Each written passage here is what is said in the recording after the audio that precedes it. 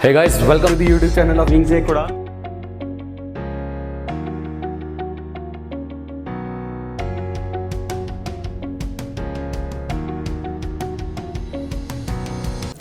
Hello, welcome to wings एक उड़ान। My name is Rajay Sharma.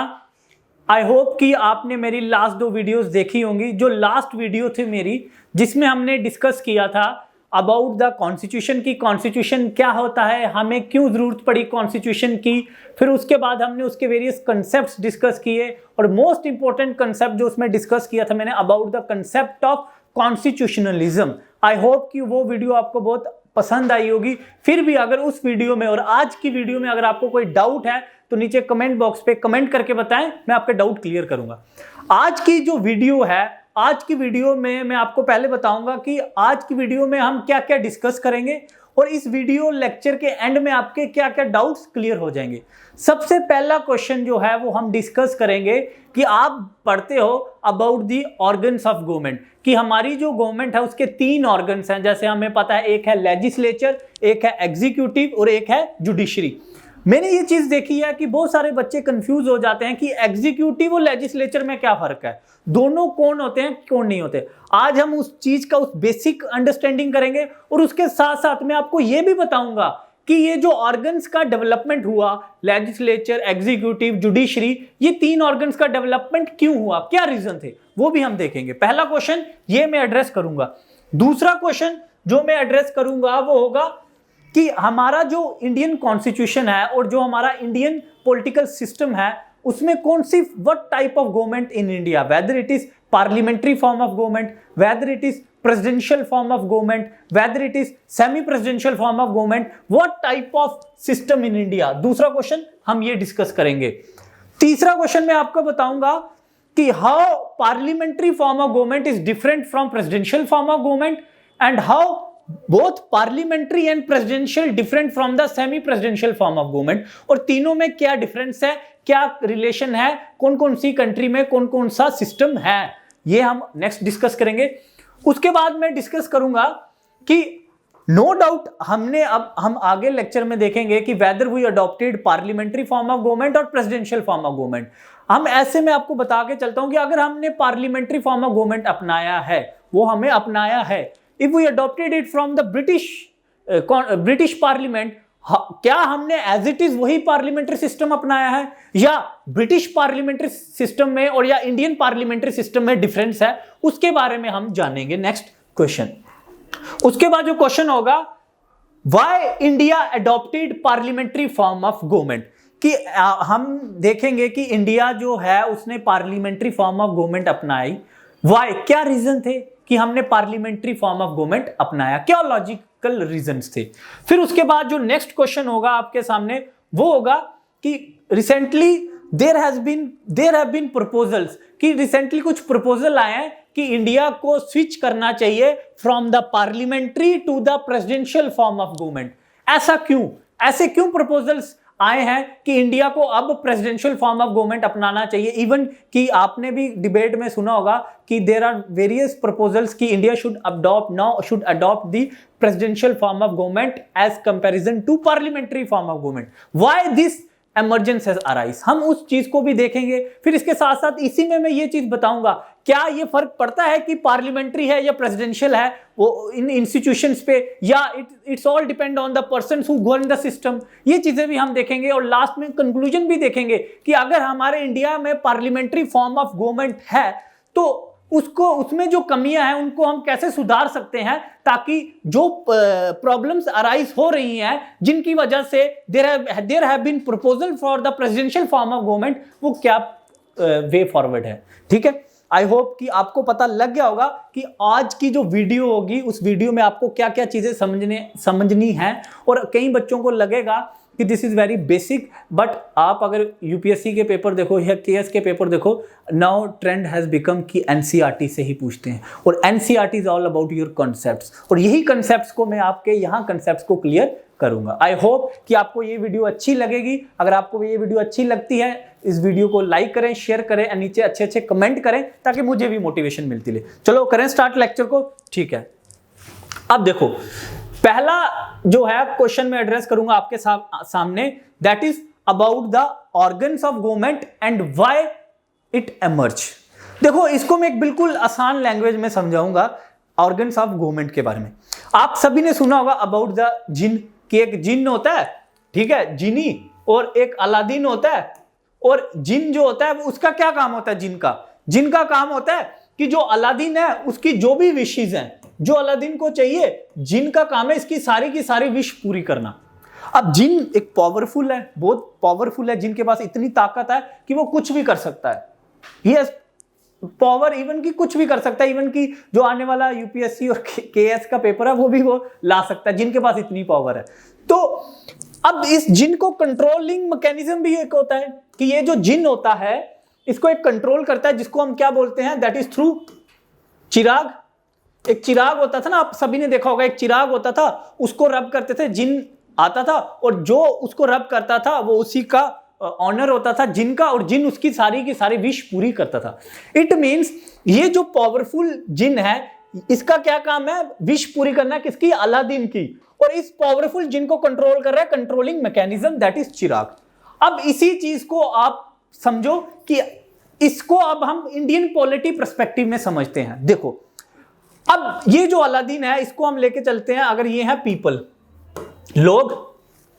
अब लोगों की जो विश है, लोगों की जो डिजायर्स हैं कि हमें ये चाहिए, हमारे एजुकेशन सिस्टम अच्छा होना चाहिए, हमें हेल्थ फैसिलिटीज अच्छे होनी चाहिए, हमें अच्छी रोड्स चाहिए, हमें ये चीजें चाहिए, ये सारी की सारी लोगों की विश कौन पूरी करता है? गवर्नमेंट ना। तो जिन क्या हुई? गवर्नमेंट। गवर्नमेंट क्या करेगी? लोगों की विशेष को पूरा करेगी। अब गवर्नमेंट के पास तो पावर है ना, पावर है, गवर्नमेंट को हमने पावर दी है कि भाई तू क्या कर, लोगों की विश पूरी कर। अगर गवर्नमेंट की पावर को हम लिमिट नहीं करेंगे तो वो तो क्या डिक्टेटरशिप हो जाएगी। एब्सोल्यूट पावर करप्ट्स एब्सोल्यूटली, हमने लास्ट लेक्चर में पढ़ा था। इट मींस गवर्नमेंट की पावर को कंट्रोल करने के लिए कोई कंट्रोलिंग मैकेनिज्म भी होना चाहिए। अब इस कंट्रोल, जहां वहां पे जिनके केस में कंट्रोलिंग मैकेनिज्म क्या था? चिराग। बट गवर्नमेंट के केस में कंट्रोलिंग मैकेनिज्म क्या होगा? आप मुझे बताओ क्या होगा कंट्रोलिंग मैकेनिज्म? हमारा कॉन्स्टिट्यूशन। कॉन्स्टिट्यूशन जो है वो गवर्नमेंट को बताएगा कि भाई तूने कैसे काम करना है, लोगों की जरूरतों को पूरा करना है। क्लियर? उसी तरह ऐसा नहीं है कि कॉन्स्टिट्यूशन होगा तो समझ लो कि गवर्नमेंट के पास पावर है और वो लोगों की विशेष पूरी करेगी। कॉन्स्टिट्यूशन का होना that is not the sufficient condition for constitutionalism, ये हमने लास्ट लेक्चर में पढ़ा था। तो उसके साथ साथ क्या होना चाहिए कि कॉन्स्टिट्यूशन होना जरूरी है, but that constitution must be written by the people. अगर वो कॉन्स्टिट्यूशन लोगों के द्वारा लिखा गया होगा तभी तो गवर्नमेंट उसी के अकॉर्डिंग काम करेगी ना। आप अगर प्रियम्बल पढ़ोगे तो उसमें क्या है कि we the people of India, कि ये जो कॉन्स्टिट्यूशन है हमने कॉन्स्टिट्यूशन को लिखा है। तो यही रीजन है कि जो गवर्नमेंट है उसका कंट्रोलिंग मैकेनिज्म गवर्नमेंट पीपल। अब ये जो गवर्नमेंट है इतनी बड़ी गवर्नमेंट है, अगर हम सारी की सारी पावर्स एक ही गवर्नमेंट को दे देंगे, मतलब कि गवर्नमेंट का काम है अगर rules and regulation banana, government का काम है उसी रूल्स एंड रेगुलेशन को इंप्लीमेंट करना, गवर्नमेंट का काम है उसी रूल्स एंड रेगुलेशन को इंटरप्रिटेट करना। मतलब कि भाई कि गवर्नमेंट ने कानून बनाया, अगर वो कानून सही है गलत है वो भी गवर्नमेंट डिसाइड करेगी, तो वो तो गवर्नमेंट क्यों बोलेगी कि मैंने कानून गलत बनाया है?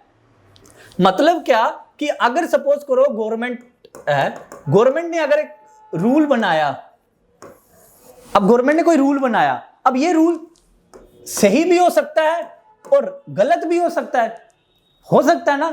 बट अगर गवर्नमेंट ही डिसाइडर हो कि ये रूल सही है गलत है, गवर्नमेंट ही डिसाइड करे।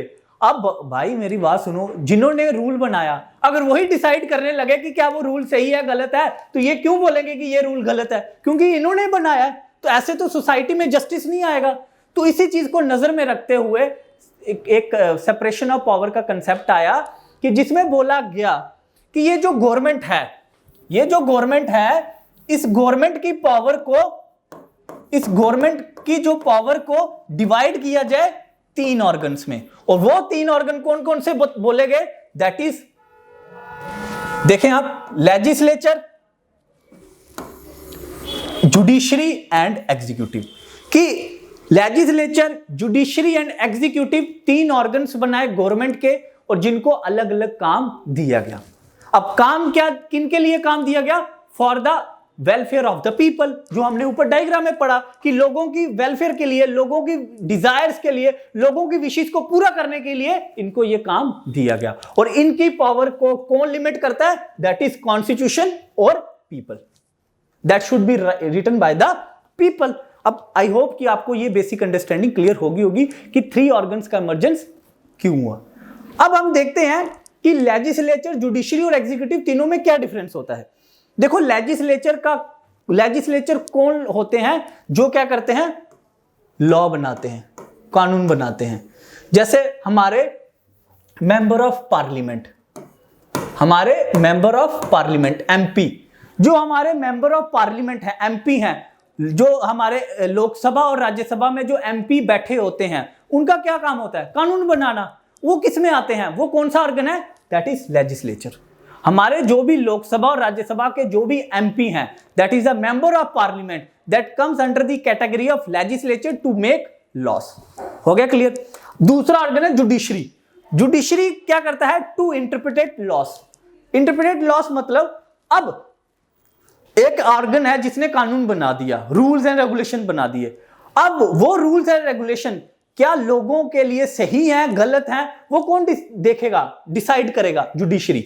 अगर जुडिशरी को लगेगा कि हाँ भाई, गवर्नमेंट ने जो रूल्स एंड रेगुलेशन बनाए हैं, मतलब लेजिस्लेचर ने जो लॉ बनाया है, अगर वो लोगों के लिए सही है तो जुडिशरी कहेगा ठीक है भाई, बिल्कुल सही है। अगर गलत है तो जुडिशरी उसको कैंसिल कर देगा। तो ये काम है जुडिशरी का, टू इंटरप्रिटेट द लॉस। तीसरा ऑर्गन आता है एग्जीक्यूटिव। एग्जीक्यूटिव क्या होते हैं? इसमें बड़ा कंफ्यूजन होता है बच्चों को। मैं आपको सिंपल लैंग्वेज में समझाता हूं। स्कूल सभी गए होंगे, आप ग्रेजुएशन पास हो गई है, स्कूल तो सभी गए होंगे। अब आप देखते होंगे कि स्कूल में क्या होता था? एक प्रिंसिपल होता है, नीचे टीचिंग स्टाफ होता है और एक पीटी मास्टर होता था। ठीक है, जब हम सुबह स्कूल जाते थे, हमारी सुबह मॉर्निंग प्रेयर होती थी। मॉर्निंग प्रेयर में क्या होता था? सभी बच्चों की यूनिफॉर्म चेक होती थी, याद है सभी को? अब क्या है हमारे स्कूल में क्या है कि जो प्रिंसिपल है उसने रूल बनाया है कि अगर कोई भी बच्चा फुल यूनिफॉर्म में नहीं आएगा उस पर फाइन होगा। अब वो जो प्रिंसिपल ने रूल बनाया, वो क्या हो गया? लेजिस्लेचर।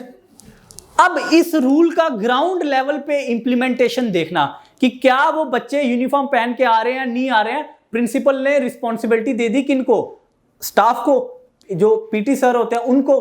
अब वो जो रूल्स की इंप्लीमेंटेशन देख रहे हैं स्कूल में, वो होते हैं हमारे एग्जीक्यूटिव। समझ आ गया? इट मींस एग्जीक्यूटिव कौन हुए? Executive is a body of persons that looks after the implementation of rules and regulations, कि क्या रूल्स एंड रेगुलेशंस की इंप्लीमेंटेशन हो रही है, नहीं हो रही है, वो काम होता है हमारे एग्जीक्यूटिव का। अब हमने देखा कि लेजिस्लेचर आ गए हमारे एमपी।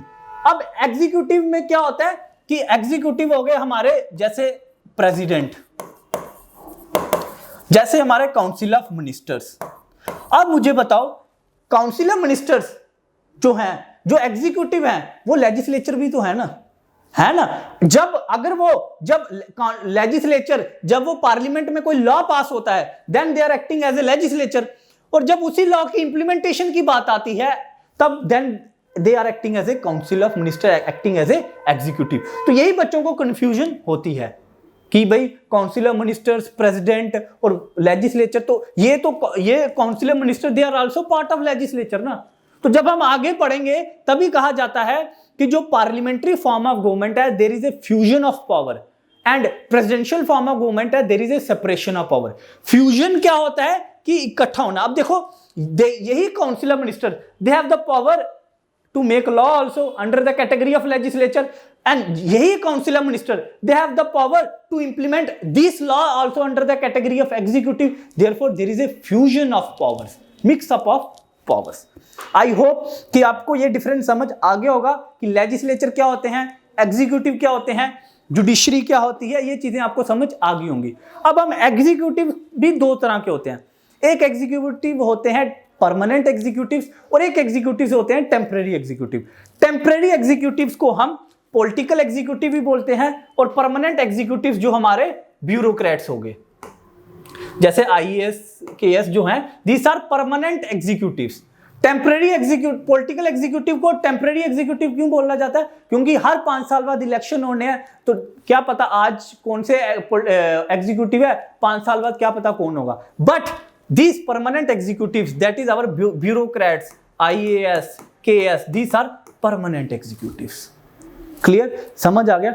आई होप कि ये कंसेप्ट आपको अच्छे से समझ आ गया होगा। अब हम आगे चलते हैं। आगे आप देखोगे, आगे हम बात करते हैं टाइप्स ऑफ एग्जीक्यूटिव्स, कि एग्जीक्यूटिव्स के टाइप्स के बेसिस पे there are various forms of government. अगर जो एग्जीक्यूटिव्स हैं, if they have the collective responsibility and then they have the individual responsibility. अब कलेक्टिव रिस्पॉन्सिबिलिटी और इंडिविजुअल रिस्पॉन्सिबिलिटी में क्या डिफरेंस होता है? कलेक्टिव रिस्पॉन्सिबिलिटी का मतलब, अगर आप आसान भाषा में समझे कि भाई मैं डूबूंगा तो सबको लेकर डूबूंगा, वो हो गया कलेक्टिव रिस्पॉन्सिबिलिटी, कि अगर मुझे कुछ हुआ तो मैं आप सभी को साथ लेकर डूबूंगा, वो हो गया कलेक्टिव रिस्पॉन्सिबिलिटी। और इंडिविजुअल रिस्पॉन्सिबिलिटी की भाई नो, मैं ही अकेले की रिस्पॉन्सिबिलिटी है। अब इसको अगर हम पॉलिटी एंगल से समझे, कलेक्टिव रिस्पॉन्सिबिलिटी मींस जो हमारे काउंसिल ऑफ मिनिस्टर्स होते हैं, ये हमारे काउंसिल ऑफ मिनिस्टर्स जो होते हैं, they are collectively responsible to the parliament, to the Lok Sabha.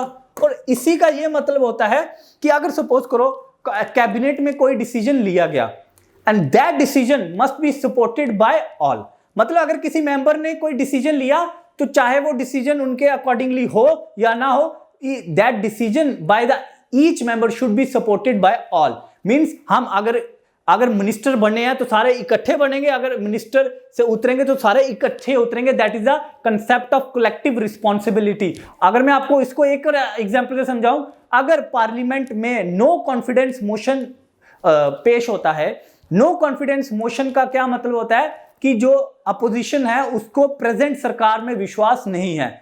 अब प्रेजेंट सरकार अगर वो पर्टिकुलर सपोज करो किसी एक मिनिस्टर के खिलाफ नो कॉन्फिडेंस मोशन इंट्रोड्यूस होता है, ऐसे एग्जांपल से आपको टेक्निकली एग्जांपल समझा रहा हूं मैं ऐसे, तो अगर वो मिनिस्टर के खिलाफ हो रहा है नो कॉन्फिडेंस मोशन, तो वो सारी की सारी कैबिनेट रिजाइन करेगी। मतलब अगर एक गया तो सारी की सारी सरकार जाएगी। That is the collective responsibility and individual responsibility.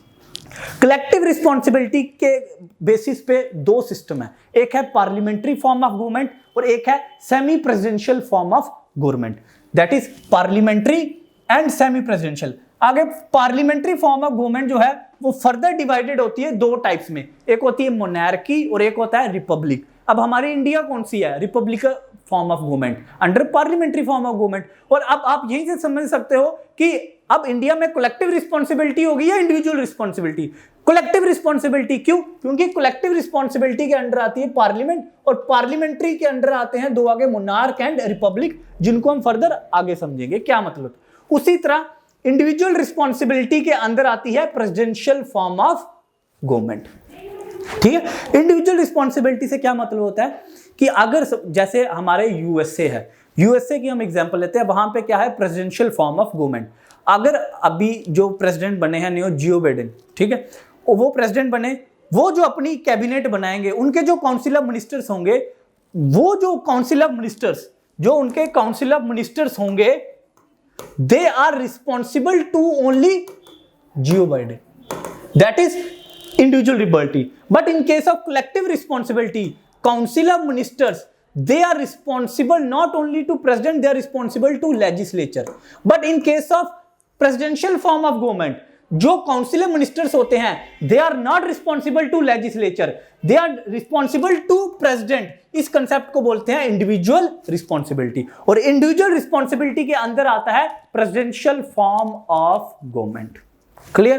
अब हम देखते हैं कि what is the difference between prime ministerial parliamentary form of government and presidential form of government। देखो, पहला पॉइंट लिखा है मैंने, पार्लियामेंट्री में लिखा है fusion of power and presidential में लिखा है सेपरेशन ऑफ पावर। इन दोनों में क्या डिफरेंस है मैं आपको समझाता हूं। देखो, हमने पढ़ा कि पार्लियामेंट्री में क्या है? फ्यूजन, और उसमें क्या है? Separation of powers. यही दो है ना। अब पार्लियामेंट्री में मैंने बताया था जब हमने लेजिस्लेचर और एग्जीक्यूटिव पढ़ा था कि जो काउंसिल ऑफ मिनिस्टर्स होते हैं, they are also the part of executive and they are also the part of legislature. It means there is a fusion of power.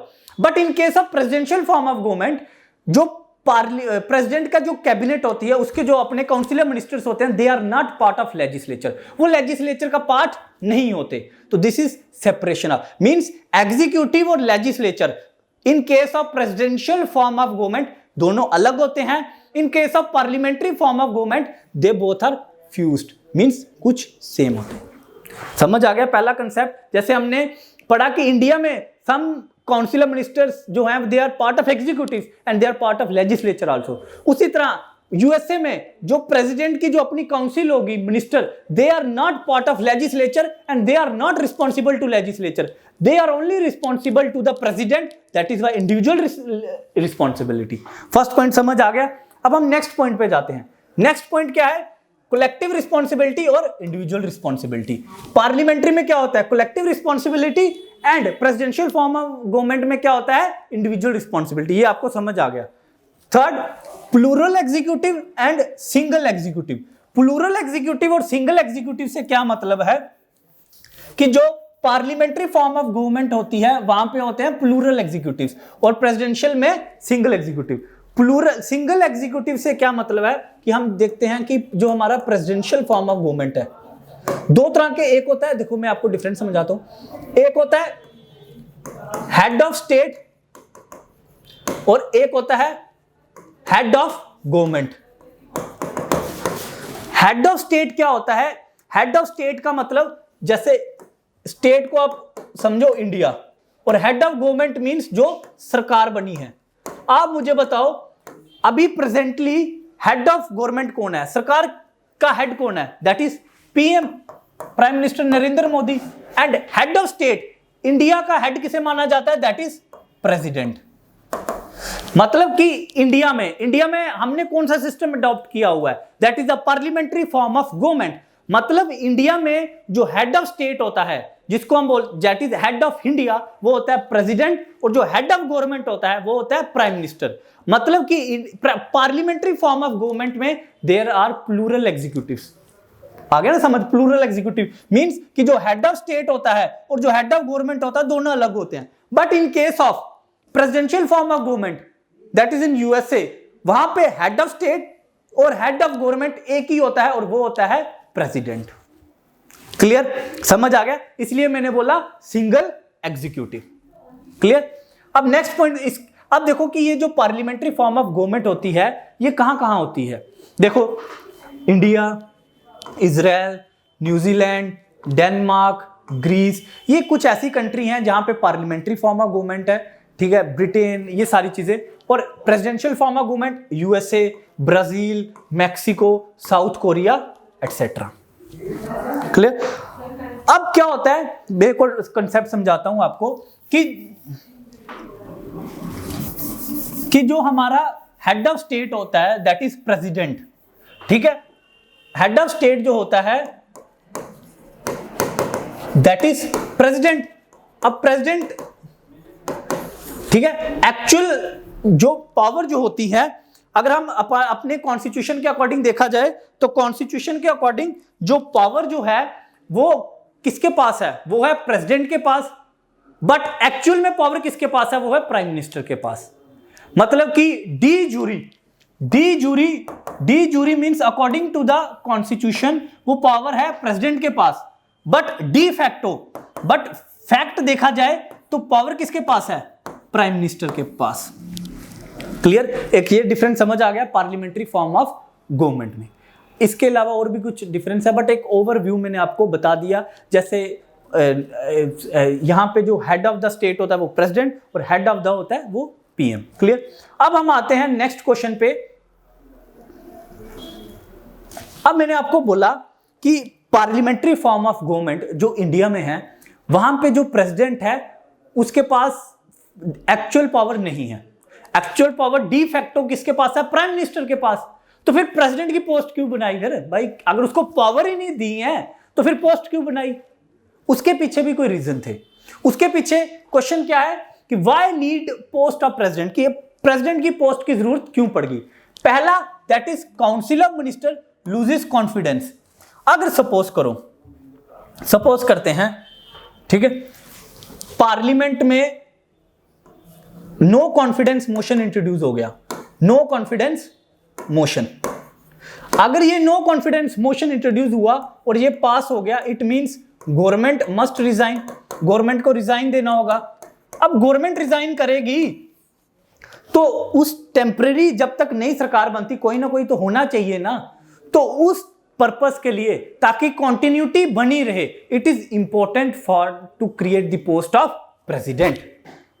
क्या मैंने बोला कि काउंसिल ऑफ मिनिस्टर्स जब कॉन्फिडेंस लूज कर देंगे तो देन गवर्नमेंट मस्ट रिजाइन। तो जब गवर्नमेंट रिजाइन करेगी तो उस टाइम पीरियड में, जो ट्रांजिशनल टाइम पीरियड है, कि जब नई सरकार बने तो कुछ कंटिन्यूटी होनी चाहिए ना गवर्नमेंट की, तो उस कंटिन्यूटी को बरकरार रखने के लिए there is important for to create the post of president. दूसरा रीजन कि हमें पता है कि जो प्राइम मिनिस्टर होता है वो क्या होता है, प्राइम मिनिस्टर पार्शियल, क्योंकि प्राइम मिनिस्टर जो होता है ही belongs to some particular party. जो इलेक्शन होते हैं, जो पार्टी मेजॉरिटी में आती है, उसी का जो प्राइम मिनिस्ट्रियल कैंडिडेट होता है वो प्राइम मिनिस्टर बनता है। यही तो है हमारे इंडिया में सिनेरियो। अब बीइंग ए प्राइम मिनिस्टर आपको सभी को एक नजर से देखना है। अगर आपने उसी को हेड ऑफ द स्टेट बना दिया तो वो तो हो गया नहीं। हम बात कर रहे हैं कॉन्स्टिट्यूशनल बात, वो तो हो गया नहीं, जस्टिफिकेशन नहीं हुआ जिन्होंने उसको वोट नहीं डाला। इसीलिए हेड ऑफ द स्टेट बनाया गया प्रेसिडेंट को, इसलिए प्रेसिडेंट की पोस्ट क्रिएट की गई ताकि प्रेसिडेंट इम्पार्शियल हो। इसलिए अगर आपको याद होगा कि कोई भी बिल जो है वो एक्ट तभी बनता है जब प्रेसिडेंट उसे साइन करता है, क्योंकि ये माना जाता है कि प्रेसिडेंट जो है वो इम्पार्शियल है, वो किसी पार्टी से बिलोंग नहीं करता। तो for these reasons post of president is important in India. समझ आ गया, सिंबॉलिकली बोला जाए। अब हम नेक्स्ट क्वेश्चन देखते हैं। नेक्स्ट क्वेश्चन देखते हैं कि recently there have been proposals कि इंडिया को अब पार्लियामेंट्री फॉर्म ऑफ गवर्नमेंट से प्रेसिडेंशियल फॉर्म ऑफ गवर्नमेंट अपना लेना चाहिए, क्योंकि पार्लियामेंट्री फॉर्म ऑफ गवर्नमेंट की वजह से कुछ प्रॉब्लम्स आ रही थी। अब इस क्वेश्चन में हम देखेंगे कि क्या प्रॉब्लम्स आ रही थी, कि ये प्रपोजल्स आए कि now India had to switch to the presidential form of government. अब जो वो प्रपोजल्स जो हैं, क्या रीजन थे, देखो आपको पहला रीजन था that is a coalition politics. Coalition politics आपने देखा होगा कि इनिशियली जो थी वो वन पार्टी सिस्टम था, फिर धीरे धीरे वन पार्टी सिस्टम से जो था मूव किया India that is towards the coalition system. Coalition system जैसे आपको पता है कि एक है एनडीए और एक है यूपीए। ये जो एनडीए का कोलिशन है this was lead by BJP, और जो यूपीए का this was lead by Indian national Congress. इस मतलब कि इसमें बहुत सारी पार्टीज इकट्ठी होकर सरकार बनाती है, एनडीए की सरकार बनती है, और इसमें यूपीए में बहुत सारी पार्टीज इकट्ठी होकर सरकार बनाती है, यूपीए की सरकार बनती है। इसको लीड करता है कांग्रेस और इसको लीड करती है बीजेपी। तो ये क्या कोलिशन है, तो कहता है इनिशियली जो था वन पार्टी सिस्टम था, उसके बाद एरा ऑफ कोलिशन पॉलिटिक्स आई, और इस एरा ऑफ कोलिशन पॉलिटिक्स में क्या हुआ, इंस्टेबिलिटी, पॉलिटिकल इंस्टेबिलिटी आ गई। आपने देखा ही होगा अभी रिसेंट इश्यूज भी हुए, राजस्थान में इशू हुआ, महाराष्ट्र में इशू हुआ, that is a political instability का। किसकी वजह से, that is due to the coalition. हुआ ना ऐसा। तो ये जो पॉलिटिकल इंस्टेबिलिटी है due to the coalition which is the important characteristic feature of parliamentary form of government, तो इसलिए बोल दिया जाता है कि नहीं, इंडिया को अब स्विच कर लेना चाहिए towards the presidential form of government. अब इस पॉलिटिकल इंस्टेबिलिटी की वजह से क्या हुआ, डिफेक्शन, दैट इज धोखेबाजी बढ़ी, उसके साथ साथ क्या हुआ, करप्शन बढ़ी। तो इन सभी चीजों को देखते हुए there have been the proposals कि now India should switch from the parliamentary to the presidential form of government. Clear. अब नेक्स्ट देखते हैं कि there have been policy paralysis. Policy paralysis से क्या मतलब है कि आप देखते हैं कि हम पार्लियामेंट का क्या मेन मकसद है, पार्लियामेंट क्यों बनाया गया, it is a debate house, ताकि कोई भी लॉ हो, कोई भी बिल हो, कोई भी पॉलिसी हो, उस पर अच्छे से डिस्कशन हो सके, डिबेट हो सके। बट पार्टी क्या कुछ अब ऐसा ट्रेंड आ चुका है कि वो एक डेडलॉक क्रिएट कर रहे हैं, कोई भी जो देश के फेवर में भी पॉलिसी है वो पास ही नहीं हो रही। तो ये जो सिस्टम है दैट इज पॉलिसी पैरालिसिस भी एक ड्रॉबैक है पार्लियामेंट्री फॉर्म ऑफ गवर्नमेंट, जिसकी वजह से प्रपोजल्स हैं कि प्रेसिडेंशियल फॉर्म ऑफ गवर्नमेंट अपनानी चाहिए। Next that is horse trading. ये तो आपने देखा ही होगा। हॉर्स ट्रेडिंग क्या है, अगर आपको याद होगा रिसेंटली भी ऐसे इस तरह का था कि क्या होता है कि जो हमारे पार्टी के जो MP MLA होते हैं उनको खरीद फरोख्त की जाती है, एक के द्वारा दूसरे के द्वारा। ऐसा जब एक काफ़ी अच्छी इंपॉर्टेंट भी है कि जय आया राम गया राम, उस बंदे ने एक दिन में 3 बार पार्टी चेंज की थी, तो उस चीज़ को कब करने के लिए एंटी डिफेक्शन लॉ लाया गया था। तो कहते हैं कि इन सभी रीजन की वजह से, जैसे कोलिशन पॉलिटिक्स की वजह से पॉलिटिकल इंस्टेबिलिटी है, जिसकी वजह से डिफेक्शंस बढ़ रही हैं, फिर जिसकी वजह से करप्शन बढ़ रही है, पॉलिसी पैरालिसिस हो रहा है, हॉर्स ट्रेडिंग हो रही है, इन सभी की वजह से, इन सभी कारणों की वजह से there have been the proposals कि जो इंडिया को पार्लियामेंट्री से प्रेसिडेंशियल फॉर्म ऑफ गवर्नमेंट अपनाना चाहिए। क्लियर। अब हम आगे आते हैं कि बट ऐसा नहीं है कि प्रेसिडेंशियल फॉर्म ऑफ गवर्नमेंट में कोई कमियां नहीं है। Even presidential form of government की सबसे बड़ी कमी है दैट इज ग्रिड लॉक। ये अभी रिसेंटली यूएस में भी हुआ था। क्या हुआ था कि जब ट्रंप ने ऑर्डर कहा कि भाई मुझे मैक्सिको में वॉल बनानी है तो मुझे डॉलर चाहिए, तो उसके रिलेटेड ये ट्रंप क्या है, एग्जीक्यूटिव और एक थे लेजिस्लेचर ऑर्गन, इन दोनों के बीच टसल होगी। They are not in favour of this but Trump is favour of this, तो इन दोनों के बीच टसल होगी, तो एक लॉक लग गया गवर्नमेंट का जिसको बोलते हैं ग्रिड लॉक। तो it means presidential form of government has also is on challenges, तो वो challenges that is grid lock. तो अब हम कंक्लूजन पे आते हैं कि ऐसा इंपॉर्टेंट नहीं है कि what type of system you have, whether it is parliamentary और प्रेसिडेंशियल। इवन यूएसए में हमने देखा कि हैज इट्स ऑन चैलेंजेस। तो थिंग इज दैट कि अगर हमारा पार्लियामेंट्री सिस्टम ऑफ गवर्नमेंट है तो उसमें जो कमी है हम उसको कैसे दूर करें, तो उसके दूर करने का एक वे फॉरवर्ड है कि हम एक system of constructive vote of no confidence हम ला सकते हैं। That is system of constructive vote of no confidence. अब ये constructive vote of no confidence क्या है, मैं आपको समझाता हूं कि हमने पढ़ा कि एक होता है vote of no confidence. Vote of no confidence जब अगर पेश हो जाए तो वो पास हो जाए तो गवर्नमेंट मस्ट रिजाइन, जिसकी वजह से पॉलिटिकल इंस्टेबिलिटी आ सकती है। अगर हम उसी की जगह एक नया ले आए that is the constructive vote of no confidence, इसमें क्या होगा कि पहले अपोजिशन को अपनी मेजॉरिटी प्रूव करनी होगी कि yes we have the majority, कि most of the members are not in favour of this government, then you have to pass the motion. तो ये है जिससे क्या होगा कि ये जो टाइमली जो पास होते रहते हैं वो वोट ऑफ नो कॉन्फिडेंस थोड़ी देर पहले भी हुआ था गवर्नमेंट के खिलाफ, तो इस चीज पे कर्ब लाया जा सकता है।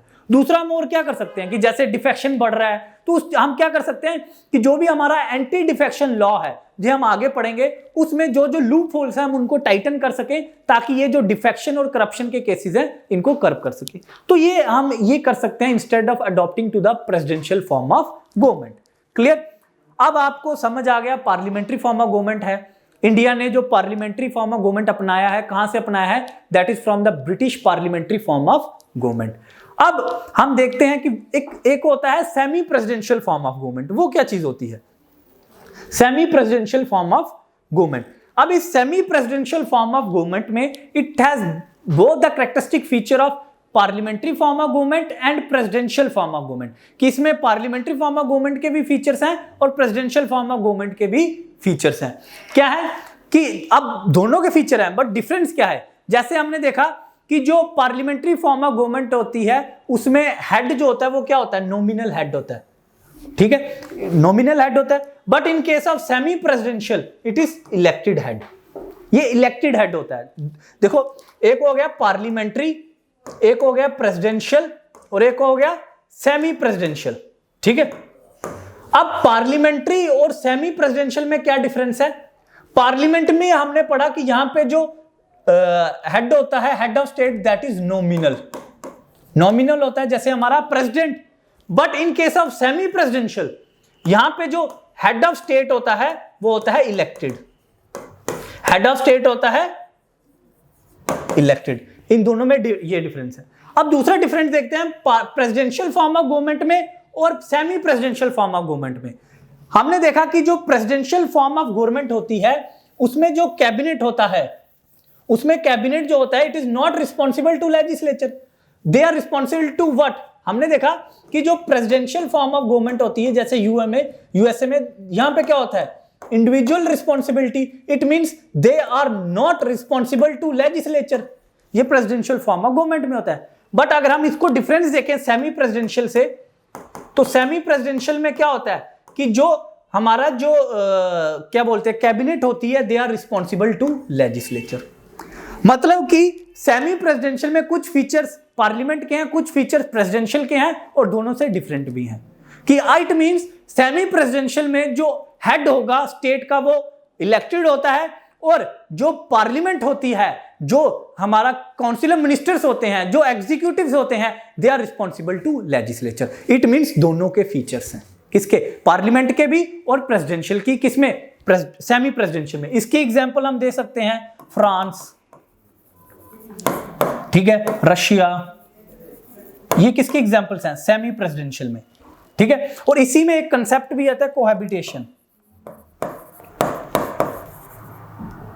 कोहैबिटेशन, ठीक है, कोहैबिटेशन। ये कंसेप्ट मैं आपको आगे बताऊंगा, जब हम पढ़ेंगे इसको अच्छे से बताऊंगा। अभी के लिए एक समझ लो, ये भी कंसेप्ट होता है, ये मैं आपको आगे बताऊंगा। अब हम आते हैं आगे, ठीक है। अब हमने आज जो लेक्चर पढ़ा, आई होप कि आपको क्लियर हो गया होगा about the parliamentary form of government and presidential form of government and semi presidential form of government. और इंडिया में कौन सी है, पार्लियामेंट्री फॉर्म ऑफ गवर्नमेंट, और हमने कहां से अडॉप्ट की है, दैट इज फ्रॉम ब्रिटिश, हमने ब्रिटिश से अडॉप्ट की है। क्लियर। अब एक डिफरेंस जो हमने, ऐसा नहीं है कि जो वहां पे पार्लियामेंट्री सिस्टम है हमारे यहां पे भी वही अडॉप्ट किया, नो। ब्रिटेन में जो पार्लियामेंट है वो है सुप्रीम, बट हमारे इंडिया में पार्लियामेंट सुप्रीम नहीं है। पहला ये डिफरेंस है। दूसरा डिफरेंस क्या है कि वहां पे जो पार्लियामेंट का हेड है, जिसको हम बोलते हैं मोनार्क, वहां पे क्या है, वहां पे है कॉन्स्टिट्यूशनल मोनार्की, और इंडिया में क्या है, दैट इज रिपब्लिक। दोनों में डिफरेंस क्या होता है, कॉन्स्टिट्यूशनल मोनार्की और रिपब्लिक में क्या डिफरेंस होता है। कॉन्स्टिट्यूशनल मोनार्की में जो हेड ऑफ द स्टेट होता है, हेड ऑफ द स्टेट, वो क्या होता है, नॉमिनल, नॉमिनेटेड, ठीक है, और that is hereditary. But in case of Republic जो हेड ऑफ द स्टेट होता है, हेरिडिटरी कह सकते हैं आप, but in case of Republic जो हेड ऑफ द स्टेट होता है वो क्या होता है, इलेक्टेड, जैसे हमारा प्रेसिडेंट। नो डाउट इसके इनडायरेक्ट इलेक्शन होते हैं। आई होप कि आपको ये लेक्चर अच्छे से समझ आ गया होगा। फिर भी कोई चीज अगर मैं आपको नहीं अच्छे से समझा पाया या आपको नहीं समझ आई, तो let me clear in the comment box, ताकि मैं नेक्स्ट लेक्चर पे आपका वो डाउट क्लियर कर सकूं। आई होप कि आपको ये लेक्चर अच्छा लगा होगा। Thank you and